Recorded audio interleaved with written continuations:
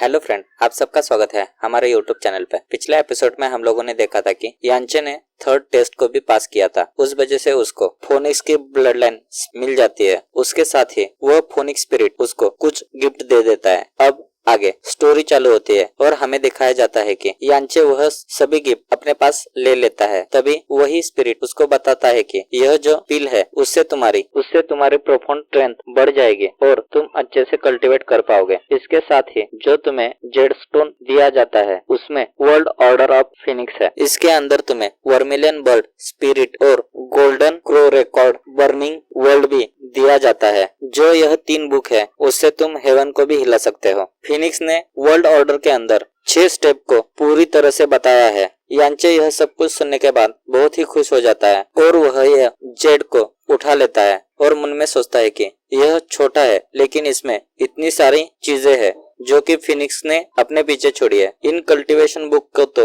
God cultivation भी कहा जाता है। तभी यांचे उसे देखने लगता है। उसे कुछ भी समझ में नहीं आता है क्योंकि उसके ऊपर पहले के 4 स्टेप नहीं होते हैं और वह जोर से चिल्लाता है, यह क्या है? इसमें तो पहले के 4 स्टेप नहीं है, सिर्फ 5th और 6th स्टेज ही है। बिना पहले 4 स्टेप के मैं इन्हें कैसे सीख पाऊंगा? फोनिक्स कहता है, इसके लिए मैं कुछ भी नहीं कर सकता हूँ क्योंकि इंसानों ने अपने अंदर बहुत से लालच रखे थे और उन्होंने इस टेस्ट ग्राउंड को पाने के लिए अपने आप ही एक दूसरे के साथ बहुत से लड़ाइयाँ की। उनमें से कुछ ने तो इसे पाने के बाद जला भी दिया। यह सब कुछ इसी वजह से हुआ। अभी सिर्फ 5th और 6th ही स्टेज अवेलेबल है। इसके लिए मैं कुछ भी नहीं कर सकता हूँ। भले ही मैं इसे फिर से बनाना चाहूँ तो भी नहीं बना सकता हूँ। फोनिक्स की यह सारी बातें सुन के यांचे मन में सोचता है कि मुझे ऐसा लगता है कि मुझे यहाँ पर पूरी तरह से धोखा दिया जा रहा है। तभी फोनिक्स यांचे को कहता है कि तुम्हारे पास एक मंथ है, उसमें तुम जितना चाहे उतना सीख सकते हो। यह सब कुछ तुम्हारे काबिलियत के ऊपर डिपेंड है कि तुम कितना फोनिक्स के स्टेप को सीख सकते हो। उसके बाद तुम्हें यहाँ पर से बाहर जाना पड़ेगा। और एक बात है, इस चीज के पीछे बहुत से लोग पड़े हुए हैं। अंततः मैं तुम्हें यह बताना चाहता हूँ कि तुम इसका किस तरह से यूज करोगे यह तुम्हारे ऊपर डिपेंड है। अगर तुम बाहर जाने के बाद किसी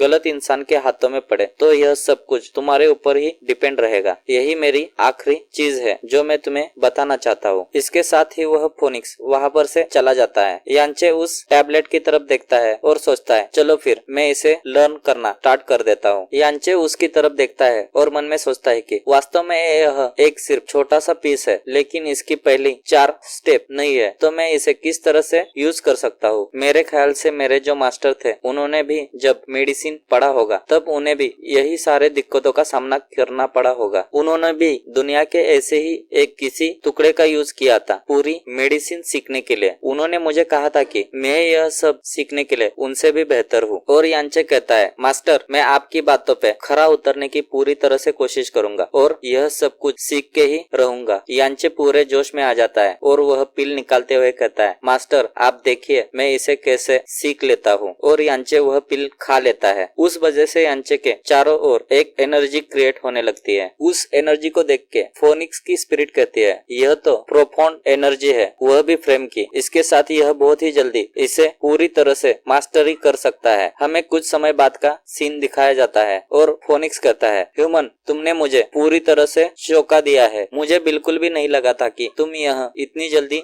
सीख सकते हो। इस दुनिया में तुम्हारे जैसा कोई भी नहीं है जो कि इसे इतनी जल्दी सीख सकता है। ट्रायल ग्राउंड में आपका समय खत्म होने ही वाला है, लेकिन जाने से पहले मैं तुम्हें कुछ देना चाहता हूँ। इसका इस्तेमाल तुम पूरे जिंदगी में सिर्फ एक ही बार कर सकते हो। यह एक विशिष्ट स्किल है। यह तुम जब समय आ जाएगा तब जान सकते हो। तभी सीन चेंज हो जाता है और हमें दिखाया जाता है कि ट्रायल ग्राउंड के अंदर जुराव और बाईचुआन होते हैं। बाईचुआन जुराव से कहता है, मिस जुराव लगभग 1 महीना हो गया है, अभी तक यांचे वापस नहीं आ पाया है। इसके अलावा हमारे पास जो खाने पीने की चीजें है वह भी लगभग खत्म ही हो चुकी है। यहाँ तक कि हमारा क्लाइंट अब यहाँ पर पूरी तरह से खत्म ही हो जाएगा अगर हम लोगों ने कुछ भी नहीं किया तो। यह सुनने के बाद जुराव कहती है, क्या तुम्हारे पास कोई आइडिया है? और मन में सोचती है कि शायद मुझे यहाँ पर से बाहर जाके उन लोगों को मार के कुछ राशन उनका लेके वापस आना चाहिए। ऐसे कहते हुए जुराव वहाँ पर से बाहर निकल जाती है। तभी हमें बाहर का सीन दिखाया जाता है। वहाँ पर ब्लैक डीमन मशीनरी ग्रुप के लोग बैठे थे। उनमें से कुछ बंदे एक दूसरे से बात कर रहे थे। एक बंदा कहता है कि यह लो तुम खा लो। तभी दूसरा बंदा कहता है, हाँ मैं खा लेता हूँ, लेकिन अंदर के लोग तो पहले से ही बिना खाए पिए शायद अब तक मारे जा चुके होंगे। यह सारी बातें वह कर ही रहे थे। तभी उनमें से एक के पीछे एक स्लैश आ जाता है। वह स्लैश जुराव ने किया रहता है। उस वजह से वह बंदा वहाँ पर ही मारा जाता है। तभी जुराव पीछे घूमती है और सोचने लगती है शायद उनका राशन वहाँ पर है। जुराव अपना स्पीड बढ़ा के उस